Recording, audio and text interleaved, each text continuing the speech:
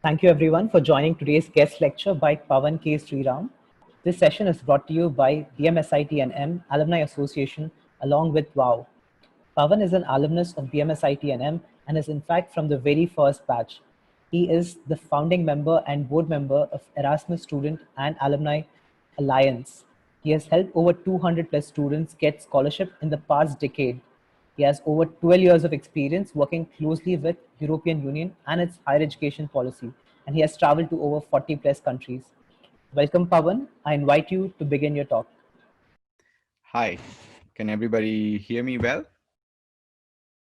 Please type yes in the comments. Okay, great. So welcome everybody. I guess it's quite a evening there in Bangalore right now, or wherever, whichever part of India you are. So hello from Oslo here. It's almost 1:33 here in afternoon. So it's nice to connect with the alumnus and also current students who are pursuing education back in India. So it's going to be an interesting talk, trying to share some of the experiences which I've gained and garnered over the last decade or so, and being myself one of the recipient of this scholarship, to be very interesting to share. So it's more than a lecture, or I would say that this is more of a discussion. So I would really like this, whoever is being part of this discussion, please ask questions. If you have any queries or questions, let's engage in a good discussion so that you actually benefit from this whole particular talk. So how many of you have actually heard of Erasmus Mundus? Can you raise a hand or say yes in the panel?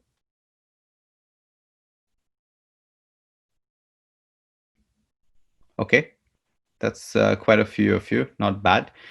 So Erasmus Mundus program is not a new program. It started off in 2004 by European Commission, and it's kind of integrated in this new Erasmus Plus mechanism, which is to focus and enhance the European higher education agenda itself. So just to begin with, maybe we all should reflect on why do we think about even going abroad? What are the real reasons? And we've been I would say that I've been talking to a lot of students in the past decade or so, and myself, once upon a time when I was looking into going abroad, there were quite a few different situations, right? So many of us actually think about international job prospect. We want to build a global mindset. We want to explore, be more self-reliant, maybe adventurous. We want to study in a very different setting than what we have kind of exposed to, and also try to pick up and learn different culture itself. And culture is not just about understanding a different culture, but also you trying to see your own culture through others' eyes, which is also very critical here. And of course, this also gives you access to learn languages, which is becoming very, very key and important asset as we move forward in this globalized and dynamic world. And of course, you get to make friends from all walks of life and almost every country. So that's something amazing. Of course, this list can be different for different people, but this is something which at least I think it's kind of the most common reason why everybody wants to go abroad. Maybe many of you still wonder that going abroad is kind of a coolest thing or it's lucrative, etc.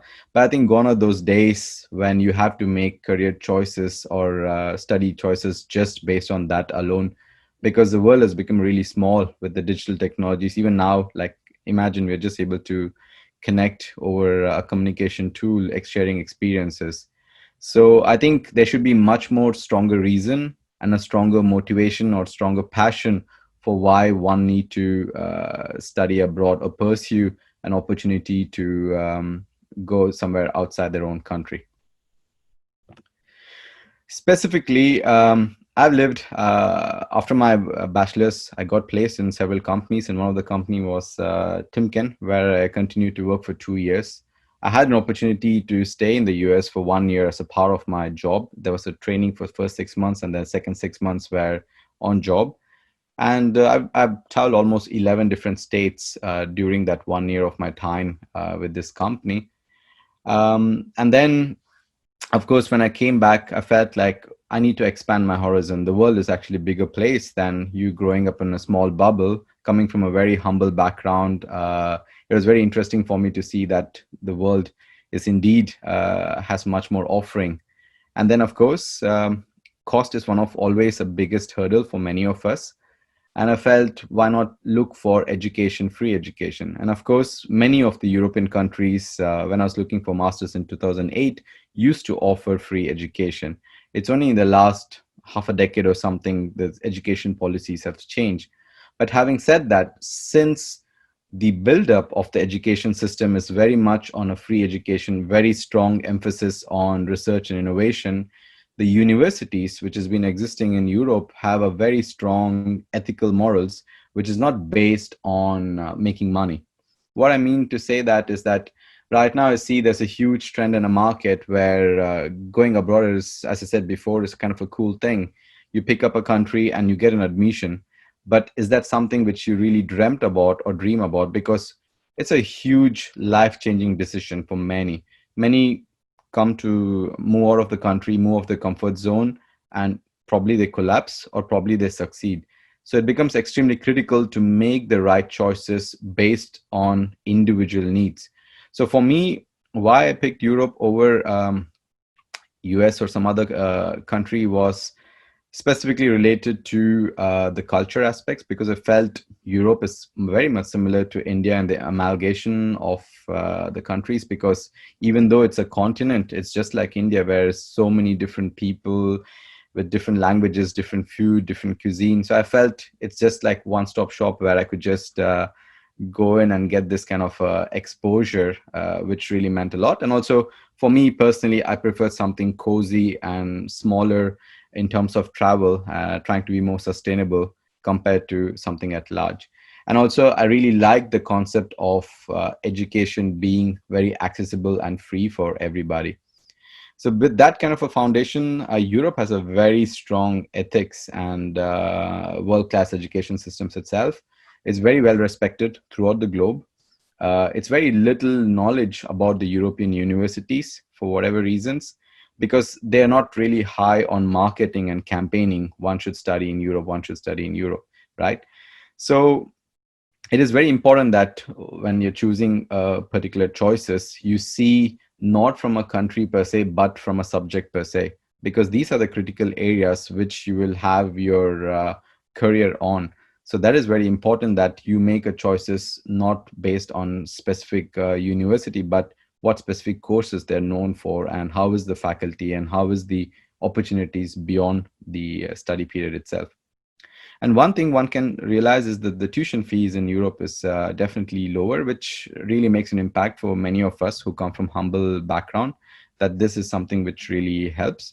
And once you're into the system, it's very easy to kind of grow, make your career path into being an entrepreneur, or going into research, or actually working with the top class industries itself. So these are the great opportunities as such.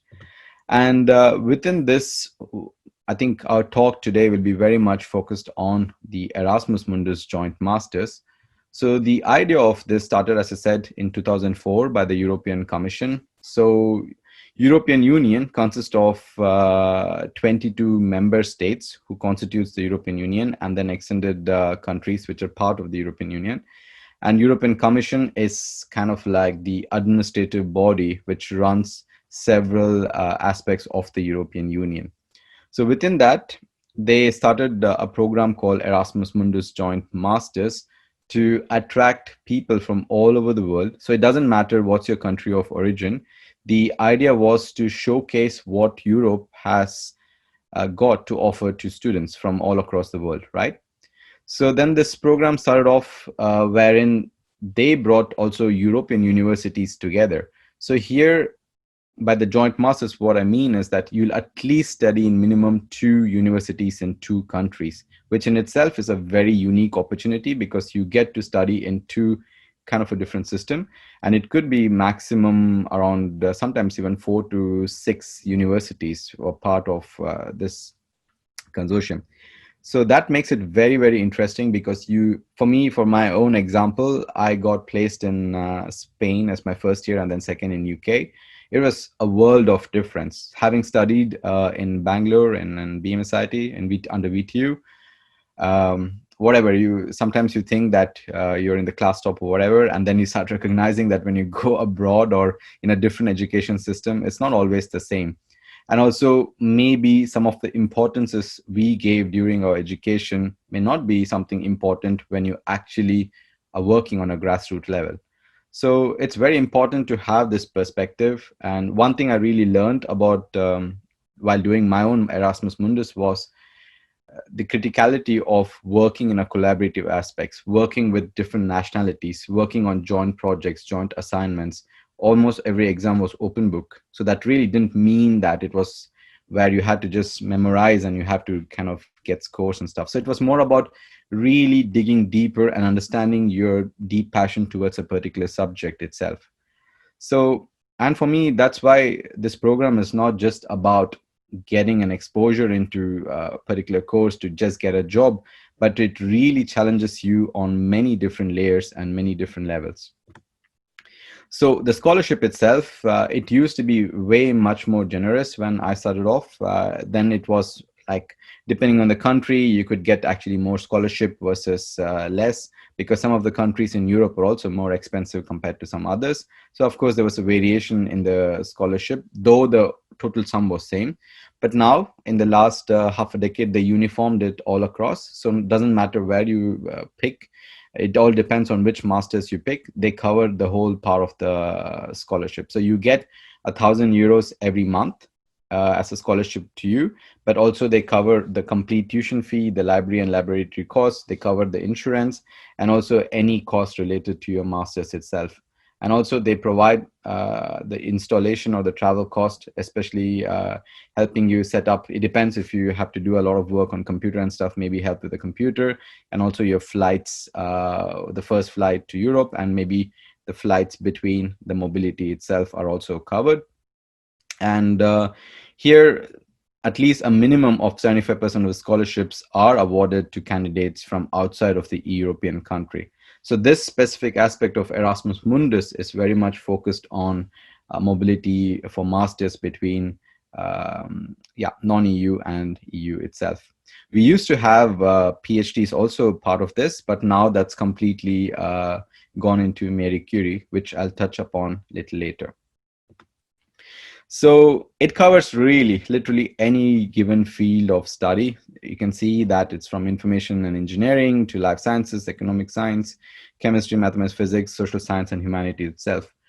I think one thing I'm seeing a big change in the education sector, especially Europe, or even for that matter, US, etc., is this multidisciplinarity or interdisciplinarity. There's a lot of cross-sectorial kind of a work. I see that in my job. I work as a head of project, international projects here in Norway, in Digital Norway. And we see more and more, I work with organizations, the cross-sectorial and the cross-border knowledge is becoming very critical. No longer, I'm a mechanical and aerospace guy, and if you only are thinking of robotics, it's no more just robotics. You need to think about human robotics collaboration. So that's why I have this picture also to showcase that it's not going to be enough that you only have good understanding of one particular subject. Even with the AI, with machine learning, psychology becomes much more critical. So we see a lot of programs and courses which is very interdisciplinary. And that's a very interesting, and the best part of Erasmus Mundus is that these are very niche focused masters, which is very much futuristic, which is thinking what could be the way, how in 2025 or 2030 the job market might look like. And these are the uniqueness of these programs itself. Some of the key topics, I'm not being very specific on it, but just on a very generic level, I don't think many of these are very offered on a subject level at a bachelor's today, but this is something which is very, very critical, some of the subjects. Of course, I've just picked in, considering there were a lot of students attending today's webinar who were very engineering background, but there's also a lot related to economics and also business itself. And this is just few of them, but there is many, many more. So every year, around 130 different master's program launch for call for students. So you can make those applications. this is something which I always got many times. I myself, okay, I used to consider myself a bit of a geek when I was in BMSIT. But I think what really helped me to get this scholarship was not just about the marks, but I think it was about the overall passion which I put into the application. Even though I don't work directly in this topic today, I've learned a lot on how I've enhanced my own life. So one question which I get always is what's the percentage one should have to get this scholarship? What should one have to do this? I would say more than the percentage, more, of course, it's important to be academically quite good, but nobody expects you to be top ranked to get the scholarship. It's more about how do you package? What are the other extracurricular activities have you done? What are the other internships? What are the small, tiny projects? What kind of other passionate work which you have done related to the subject, why it fits you, you're going to be successful in this particular subject, what kind of a motivation you have, what kind of a background you come from. So all those things really matter on how you package it. And maybe many of us kind of even have this lesser confidence when it comes to applying for scholarship because we think, oh, I'm not a class topper, so maybe I should not. It's not at all. Even if you are a class topper, it doesn't mean that you're going to get this scholarship just like that. So one needs to really package and showcase why they fit into this particular, and the admissions are very, very simple. It's literally almost free because you just submit all the application online. So you're investing literally nothing except your little bit of hard work in trying to put them in a good package manner. There are some more requirements depending on different subjects. If you're doing maybe management related, maybe a GMAT is required, but in general, it's just IELTS or TOEFL, or if even you have 16 years of education in English, you might get that waived off. Bachelor's in a related discipline, and then yeah, recommendation letters. But also during my days, there was no financial resources where you had to cover your part of the Erasmus Mundus because it was only scholarship related. But now they also open up, if somebody is in reserve list or somebody is very interested, they can actually pay and do this master's program itself. Some of the statistics. So you see, there are not many really applications which go through because I think many people don't even make effort to make a solid application. So in 2018, if you see, there were close to 24,000 applications in which 1,700 of the students were funded, out of which number of Indian students or alumni, because it's open for anyone, around only 1,200 applications were made, where only 72 were funded. So if you see the competitiveness of when we write a CET or other exams in India, the numbers are way too high. So I think there is definitely an opportunity for many of the Indian students to apply, considering the number of students who are graduating from engineering, the number of people applying is very, very low. So this definitely can be increased, hoping that also means that we'll have higher funded students from India. And this is just the latest, it just arrived 2 days ago. So this is the statistics, how you see. And if you see, our neighbors are doing way, way better than us, considering their populations, and also Brazil for that matter. So I think there is definitely an opportunity for us to apply and also get funded. It's just that people need to give it a try. Many of them I know who didn't succeed first year, they tried second time, they got it. Meanwhile, they were all working on a job. So I think it's more about trying to build your own profile to succeed in this prestigious scholarship. These are very highly recognized. When I went for job interviews and stuff, whatever skill sets you gain, and also this name of Erasmus Mundus brand really makes a difference in many of the European countries. And in general, you gain a lot of confidence because you already have this experience and exposure working with different nationalities. It gives an upper edge compared to many people across the globe. And having said that, one more thing is, since I also came here to Norway after my master's, I was working with Rolls-Royce for 2 years. Many of you know about Rolls-Royce engine. So I was working on the Airbus 380 projects, reducing the noise of the turbojet engine. And then I felt I wanted to switch to a bit more management because I enjoy working with people. I enjoy the whole collaborative aspects. Maybe I'm not really hardcore tech guy, so I would like to kind of a balance between management and a bit of technicalities. Then MBA, of course, it costs fortune. So I've basically applied for PhD in operations management in Norway. And in Norway, basically, PhD is like an employee. So you're treated as an employee, not as a student. And also masters. This is, I've been exposed to many students who come to Norway right now. It's completely free of cost. That means in case, even if you don't apply for, or if you don't get an opportunity to study in Erasmus Mundus, there is definitely an opportunity to study in Norway, even for that matter, some public universities in Germany, Iceland. There is no tuition fee. And also it's a top-notch areas where you have really good masters provided itself. We can dig in deeper about that later.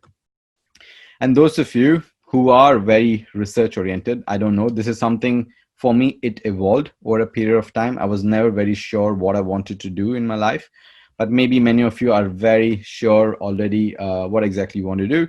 So if you want to really pursue a research career in Europe, it's perfect because you can start off hoping that you get an Erasmus Mundus Masters. Many of my friends have got Mericury, prestigious grants. These are like the top end researchers in the whole world. That's how the recognition is for the Mericury. It's a seal of excellence to have this grant. And then there's a huge various path, starting from a PhD to postdoc to even being an independent researcher. Like right now with the COVID, you can see that lots of top-notch research which is happening are done by many of these people who have been funded by this grant itself. So there's definitely an opportunity for many of you to look through. And also those of you who just want to, like professors or researchers who want to have exchange, there is always a possibility to have exchange through Mericury itself. And in general, this year, we also started, me and some of my friends felt like, okay, there's a huge need for this. How could we really accelerate and create much more awareness in general about study in Europe, specifically about Erasmus Mundus, very much focused on masters and also some of the aspects of Marie Curie. And we felt we could do a systematic way to help students, because it's very important that when you're spending some time, you get proper guidance, proper coaching to help you through this making a dream. Because I've helped, as Ronak was mentioning before, several hundred students in the last decade, and I've learned a lot of things about the students, about what the universities are looking for, what exactly Erasmus Mundus stands for. And one of the reasons why we'll be able to help you is that I myself have been the president of the Erasmus Mundus Association. The members are almost 25,000 from across 194 countries. And I've also been part of establishing several other organizations. I've been a board member of the Study in Europe project run by the European Commission. So it gives a lot of understanding of where Europe is heading, how is the European higher education agenda. And also, it's not, what we see is that there's a lot of misconception and misleading by the agencies across in India itself. So we want to break those myths, and we want to really focus on trying to help students really focus on the dream. Because maybe you're trying to do a master's in bioengineering and you pick Norway. Probably Norway is not the right country for bioengineering, even though there are masters existing, right? So these are very critical decisions one needs to think, because it's very important to understand the policies of the government, where the governments are investing in, where the jobs are going to be created, what kind of jobs will be made available in the next 10 years or 5 years. So these are something important. What is the social aspects of a country? For example, in Norway, this is where I live and I'm a citizen here now. The most important thing what I liked and learned is that the social system is supremely calm and supremely nice, in the sense there's zero corruption and everything is digital. It's a wonderful nature, really beautiful nature, a very green space. And also it's a very different mode of education is free, health is free. So you need to think from a very long-term perspective, what really attracts you. Do you want, means for me, I have a really good work-life balance. Even this I'm doing during my work days. So you can imagine the flexibility what we get in a different atmosphere. So this is something which you really have to focus when you're making decision about different countries.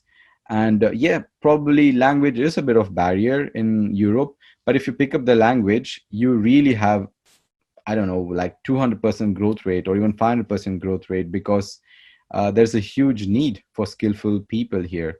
And somehow we always think that US, UK, or Australia something is, yeah, means for me, it's very important that when a student or when somebody really makes a decision to come abroad, they don't end up in a McDonald's. I've seen tons of my friends, tons of people literally struggle because they have paid a lot of money to be in some random university trying to make a better life, ending up in a really bad positions.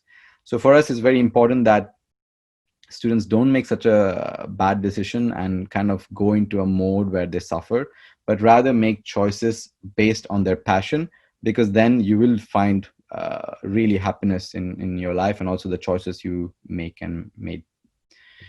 I think I'm open for questions right now. And if anybody also wants to contact, you can always reach out to me this. And just to highlight, this is the three-part discussion which we planned with Vaave and also BMSIT Alumni Association, is that so the first one is very much focused on the masters. The second one, we thought we could focus on European research and innovation in general, where Europe is heading. And the third one is more on the cultural challenges, which not necessarily many people talk about openly. One thing is, as I said, it's cool to come abroad, but the biggest challenge is how you feel culturally fitting into a particular environment is also very, very critical. So that will be done in July. So 10th of July and 24th of July are the follow-up webinars on the same timing and on Fridays. Yeah. Ronak, I'm done and open for questions. Awesome.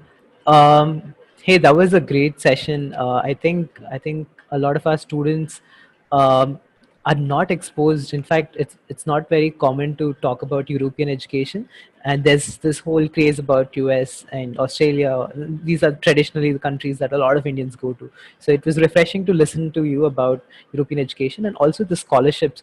Uh, One, the scholarship, and then even without the scholarship, getting free education in Norway.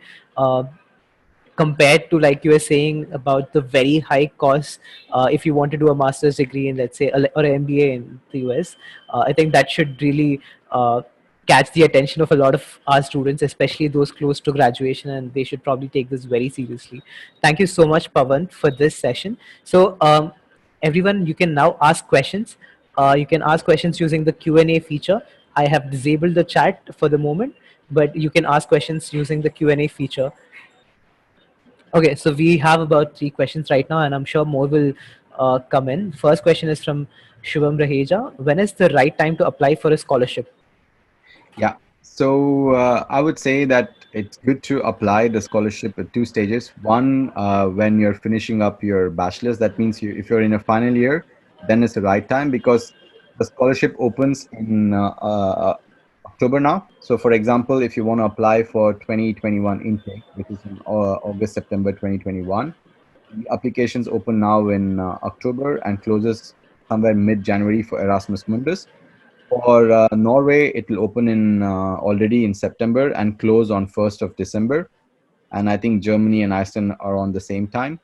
So it's good already if you are a student, you need to start planning in the third year and apply in fourth year. Or if you actually say, no, I would like to have a couple of years work experience and then want to apply for these kind of exposure and experience, yes, then you wait out after your bachelor's, work for 1 year, 1.5 years, and then when you're in the second year, you apply for it. If you give it too much of gap, it could be very difficult to convince, but nobody stops you from applying to masters at any stage, to be honest. The next question is from Divyansh Singh. Does work experience after graduation replace the need for college projects, as students might not be able to do much field-oriented projects or internships? Yeah, unfortunately, India, it's a bit like that. When you compare with students here, they get all those experience and exposure already. Means having some hands-on field experiences gives you much more confidence as a person when you come abroad or to Europe, and also might give you that upper edge when you apply for job interviews, but it's not a really a guaranteed thing. If you are somebody who is hardworking, even with your just a bachelor's, you could succeed in this market. Yeah.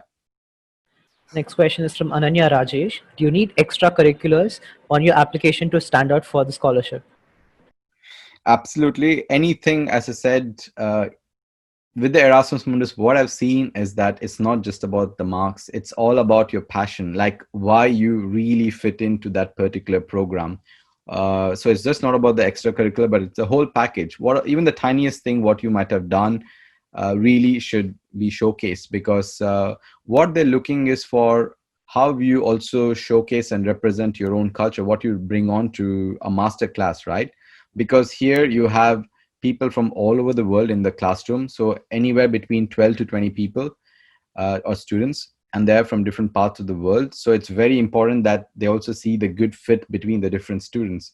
So if you're somebody who brings a lot of team value and team perspective, it is great for the comrades who are studying with you in the classroom. So it's more about you bringing out the passion in your motivation letter in the SOP. And also, if your CV is not just about education and score, but gives a bit more holistic approach, I think that really matters a lot, to be honest. Next question is from Vipasha. Can it be applied for PhD as well? Erasmus Mundus, no, but the Mericury, absolutely yes. And with Mericury, it's almost 3,000 euros as a salary, which is like a dream come true for many of us per month, I'm talking about. But then Mericury is extremely even more difficult than Erasmus Mundus also to get. But I have plenty of examples who have succeeded. Yeah, for sure, you can apply. This next question is from Dinesh Kumar Kaliki. Is MBA covered under Erasmus Mundus? I want to do PhD in finance, but I'm a mechanical engineer without any finance experience. What can help me get the scholarship? MBA is not covered under Erasmus Mundus. There are no management related subjects covered under Erasmus Mundus. The reason being is that there is no public institutions offering MBA as a course. But you have Masters of Strategic Management and Masters in Industrial Economics, etc., which is kind of related to field of business and economics, but you don't have an MBA. And secondly, if you want to switch from, what do you say, your master's now to a PhD in finance, uh, yeah, kind of something which I did. But even though I'm a mechanical guy myself too from BMSIT, and I moved into operations management, so it had elements of mechanical engineering, supply chain, etc. into that. If you want to do a big switch only in finance, you need to probably do another degree or some kind of additional courses to kind of complement why you have to, or why you want to do a PhD in finance itself. Yeah. And there are plenty of additional free courses which you can actually take up and complement with your current mechanical engineering to show why you would be a good PhD in finance too. Otherwise, it would be a bit hard case to convince somebody in PhD committee that you would make a good candidate there. Just my question on that. What kind of courses are you talking about? Are these courses on Coursera, or are these like 6-month courses with affiliated to a university in India? I'm not thinking of anything really paid, because today the globe is becoming kind of very open. So you could do courses in Coursera, in edX or MIT, all the open courses, that lots of good ones. Of course, if you think that maybe having one or two among these paid to get that certificate, you could think about it. But it's more about yourself convincing this is something you enjoy, because in mechanical, you don't really study about industrial economics, especially in, I don't know if the modules have changed a lot within VTU, but at least during the days when I studied and some of my cousins right now, I haven't seen a big change in the topics itself. So it's more about how you convince why you would be the right candidate for PhD finance. For example, if there are two candidates, say that you're also being shortlisted for interview and the other candidate, but the other one has a closer master's in economics and knows all the fundamentals of finance very well, while you don't, how do you stand out?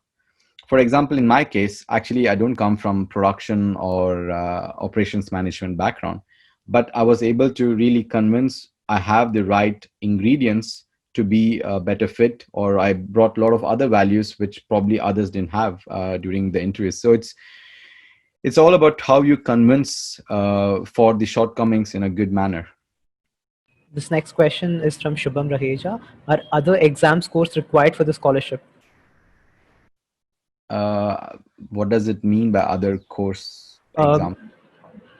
Maybe a GMAT, maybe some other exams where you can demonstrate No, as expertise. I said before, no. It's basically your just a bachelor's and then no GRE, maybe GMAT if it's related to management subjects, but no, it's only the English proficiency and the basic things like CV, SOP, whatever, those things. And maybe you'll have interviews in some cases. Yeah. Atharva is asking how to apply to a scholarship specifically in Germany. You can take that if it's relevant. Yeah, sure. Means if you are very keen on Germany, either you can do through Erasmus Mundus and find some masters in which if it's a fit. I don't know what's your program, Atharva, but based on that you can apply. If you see there is a scholarship available through Erasmus Mundus in a consortium of universities and countries, or if you want only Germany, then I would recommend DAAD scholarship. I think they're closing already now in September, October. So there is opportunity to directly get scholarships through DAD. But I'm not sure if they cover 100%. Yeah, while Erasmus Mundus is 100% coverage. Okay. The next question is from Ananya Rajesh. Does Erasmus Mundus cover liberal arts and humanities? Yes, it does. So Okay. not every, see, one thing one needs to remember is that there are programs which is every year coming and going. You need to just see if some of the arts and social sciences related program fits into you. For example, there is a course on media journalism. There is some course on Korea Mundus, which is on dance and stuff. There is something on wine tasting. So there's a kind of variety of courses, I would say. Mm. Next question is from Robin Rana. Can someone who has studied his bachelor from a distance university apply for scholarship? It can be tricky as long as the distance education is recognized by AICTE or some UGC, whatever. I've forgotten all the Indian recognition, but as long as it's recognized, then you could actually apply for it. This question is from Likit Srinath. Could you please give a few tips to fine tune our application? Yeah, the tips and tricks is basically you need to have a very crystal clear mindset, like this is what you want to do, and then you package your whole application, CV, SOP, everything around that. Of course, you can reach out to us to talk through more and yeah, get a bit more one-on-one feedback on how to go about it. But in general, it's more about first trying to find what you want to do and where you have the passion for, and then it's much easier to kind of I just made one application in 2018 and I actually even didn't expect I'm going to get a scholarship myself. So but I recognize that when I read my letter of recommendations from my professors then or from my company, they were all customized. They were not like, because I've seen that many of the places there's a standard template where people just copy paste and just replace their name and it becomes a LOR. I don't know. It's still, I've seen a lot of students do that. Um, Today there is tons and tons of software where plagiarism is with, like, you can easily pick up. So if you don't really customize any on your CV, if it's not customized, if your SOPs is not customized, just forget it that you're going to. So it needs to come from really bottom of your heart that you really want to do this and you give your best in the application and then leave the rest for the evaluation to check. But if you're just copy pasting from here and there and then trying to convince that you are the right candidate, it would be very difficult to succeed in that. Yeah. And make good preparation, talk to people, get some good guidance. People who have done that, and reach out and have a very clear plan and have a backup plan. That's why I also showed Norway, and also I talked about Germany and Iceland, because if finance is a constraint, which I know many of us have that, then you should better focus on scholarship, but also have backup in case if you don't get the point A, how could you reach point B or point C? Is something which is one needs to plan. I think this is kind of similar, maybe a follow-up frame again from Nikit Srinath. What kind of work can we put in during our bachelor's towards the acceptance? So this is a second-year student asking what he should be doing now It's a to very increase good his question. chances. And I would say this is very important that you start reflecting. To be honest, I never reflected when I was doing my own bachelor's, but I've been guiding a lot of young people now on that. One thing is you have to, if you're made up your mind already, like I want to actually do something to do with circular economy, right? And I want to possibly get a scholarship or study for free or even study abroad, you need to start looking into countries where there's a good program for that. And also within India, you need to volunteer in topics or with the companies which do this, or find an internship, or do your projects related to that. Try to maybe at least get one or two conference publication. If your thesis is really good, try to get one journal publication. So it's going a bit out of the comfort zone, because I know back home the teaching is still very much book based. But why don't you yourself, like me and my friends, other day we have this catch up from BMSIT, our own classmates, some of us, and we were discussing that some of us, we never really followed VTU textbooks. We always try to question and try to challenge. I don't know how many of you in mechanical have read William Callister, like using it as a Bible kind of a thing. So it's like challenging yourself and picking the best books, or now there's a lots of amazing things like TED Talks, and there's a huge filter of information available on the web. So you can easily find some very interesting topic, reach out to people. Maybe something which people don't dare to do much in India is that you need to take, when you summer, okay, this year is a bit COVID, but already you could apply for an exchange with some universities in Europe already.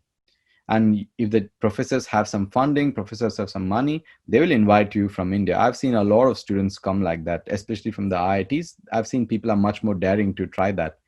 So, and one thing Erasmus Mundus taught me is that this notion of IIT versus this is supremely better institution versus supremely, this doesn't exist in Europe. There's no this concept of we are better than the other one. They don't promote it like that at all, and that's something which I really like about. They treat you equally, because sometimes in India when we're growing up, not everybody have access, or doesn't mean that one studies in IIT is better than somebody who doesn't study there, right? So this is also something which one needs to focus on, and try to do a lot of little things related to a particular subject already from second year or even first year. I would say that would really benefit. It will make you stand out compared to somebody who has none of those expertise. So this next question is from Aditya Thakur, and I also see a similar question from Sanjay, so I'm going to read out both of them.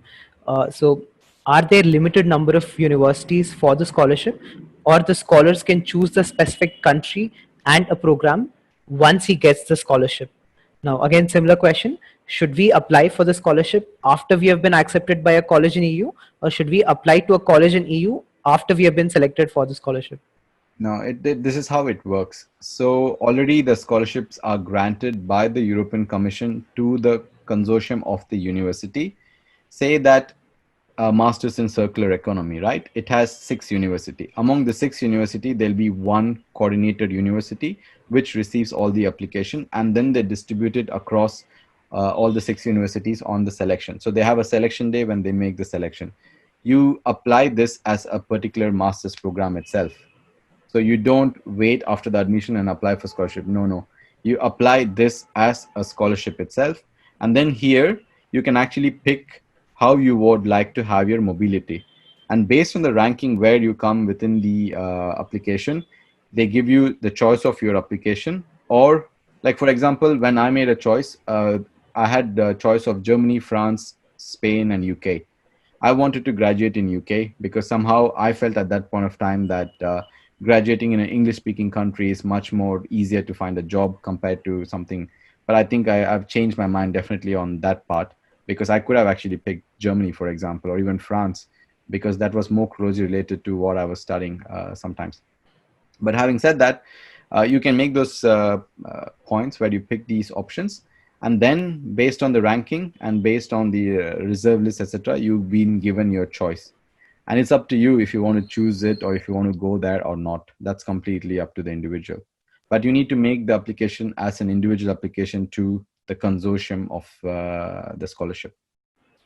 Next question from Ananya Rajesh. Are the scholarships available for bachelor's degree? No.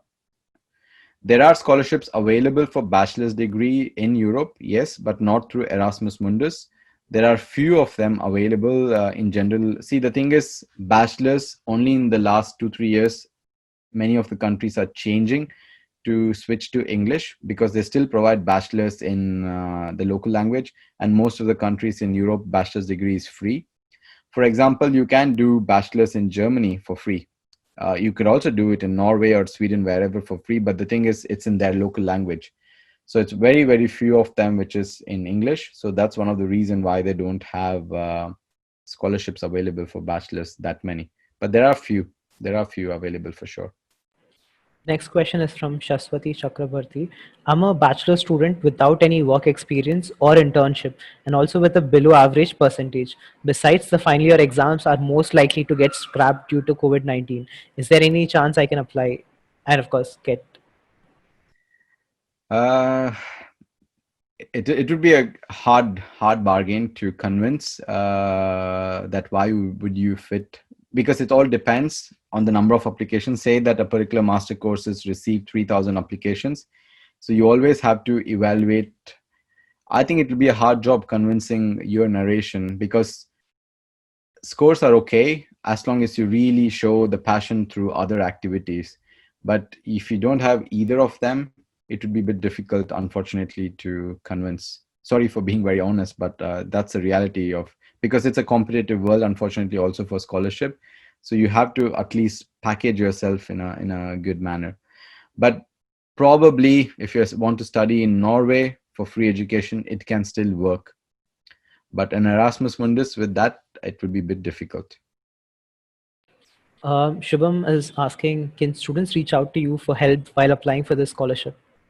Sure, and that's one of the reasons why I've given the contact. So I'll be also talking about different aspects of culture and research and innovation in the next few weeks, also through this platform. So please get in touch with me. Happy to do so.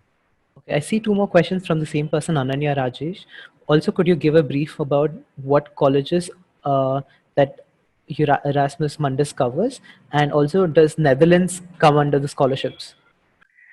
Yes, so Erasmus Mundus covers the whole Europe. So the universities which are part of Erasmus Mundus are spread across Europe. For example, when I did my master's, the first year was in UPC Barcelona.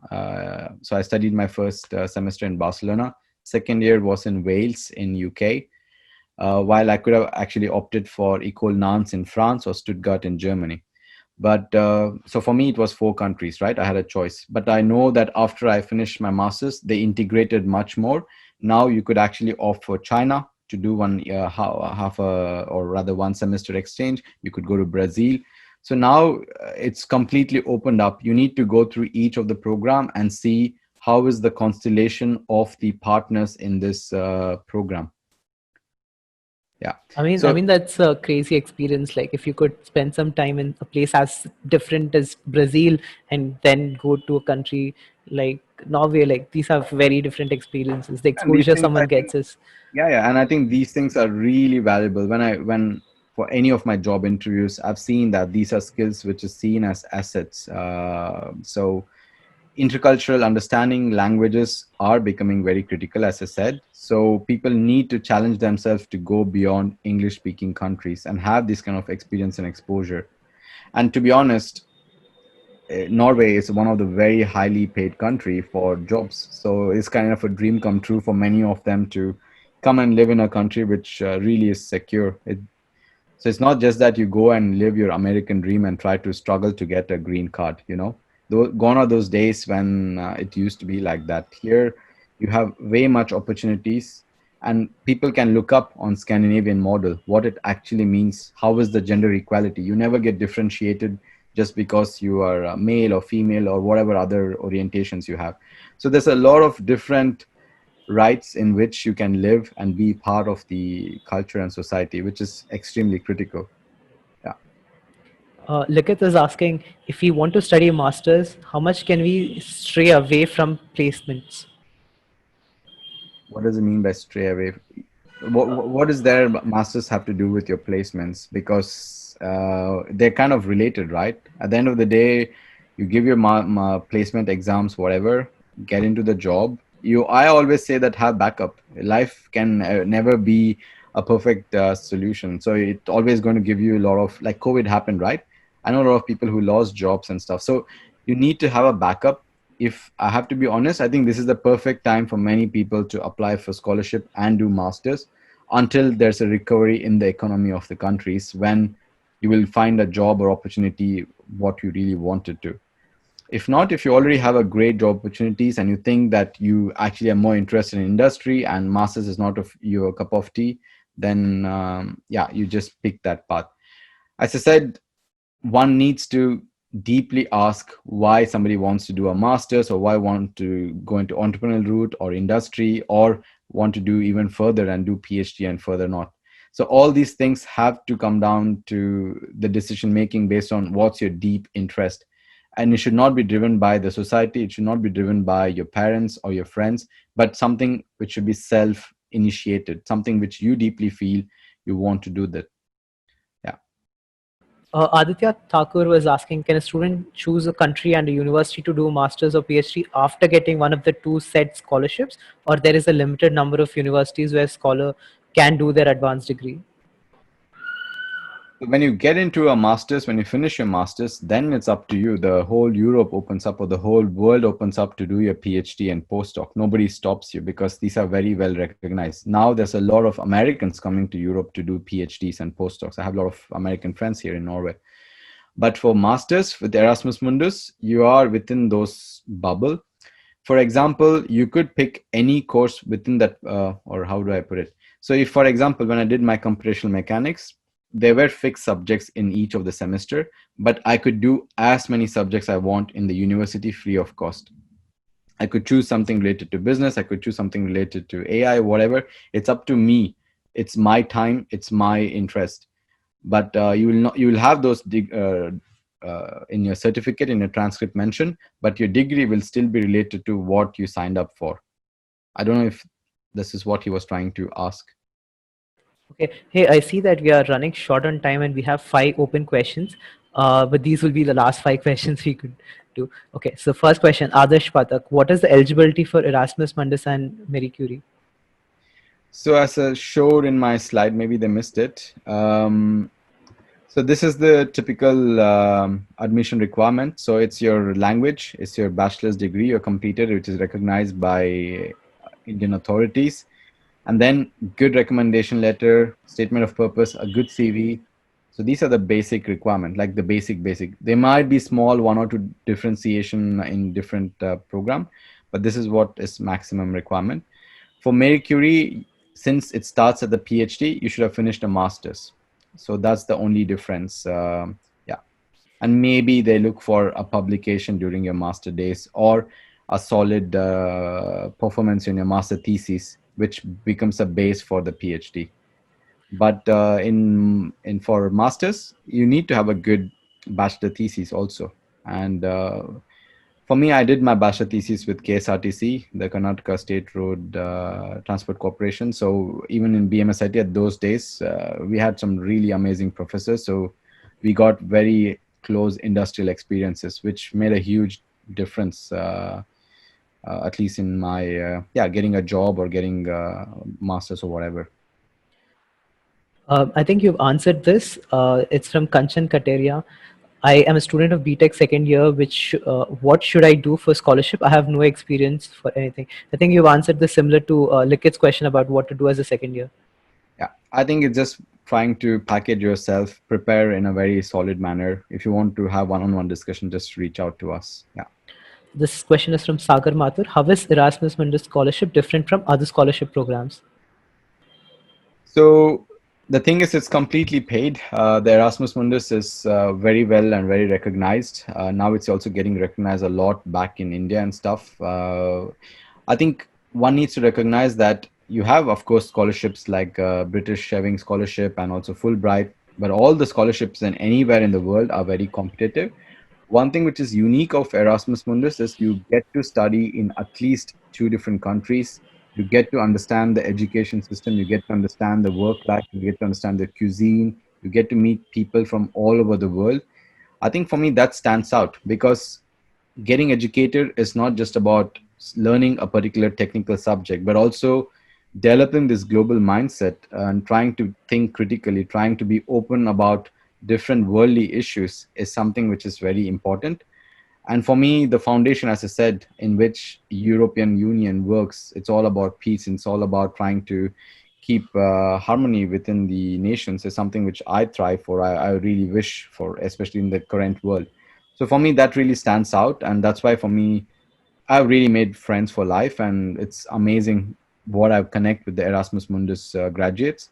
So for me, I connect with that aspect more than just the studies itself. And that's why I feel Erasmus Mundus is very different compared to many other scholarships which might be there in the market. Aditya Bisoy is asking, what kind of letter of recommendation are we talking about here?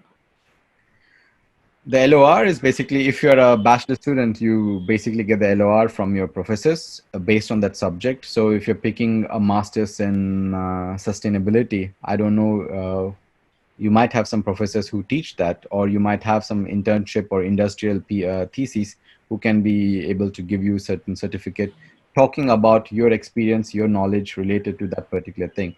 So as I said, record should not be on a very generic level. It should be mainly on somebody who knows you deeply and he is able to justify that you're going to do a great job and you will successfully be a good candidate in the masters.